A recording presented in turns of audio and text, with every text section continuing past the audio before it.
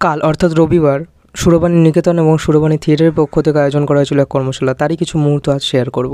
এরকম কর্মশালা কিন্তু অন্তত আমার একটা লক্ষ্য যে 3 মাসে একটা করে অন্তত কর্মশালা সুরবাণী থিয়েটার, চাঁদপাড়া এবং এখানকার সাংস্কৃতিক প্রিয় সমস্ত অভিভাবক অভিভাবিকা এবং ছেলে মেয়েদের জন্য অনুষ্ঠিত করবে।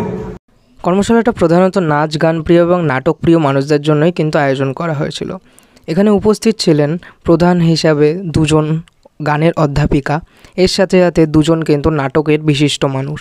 তাছাড়াও কিন্তু অনেকেই ছিলেন এখানে, আর পার্টিসিপেন্টসদের মধ্যে প্রায় কিন্তু 50 জন অবধি পৌঁছে গেছিলো, যেটা আমরা আশাও করতে পারিনি। সার্টিফিকেটেও কম পড়ে গেছিলো আমাদের আশার বাইরে আর কি। তো তাছাড়াও সবশেষে খাওয়া দাওয়ায় কিন্তু এই জিনিসগুলো ছিল, চিকেন আর সাদা ভাত।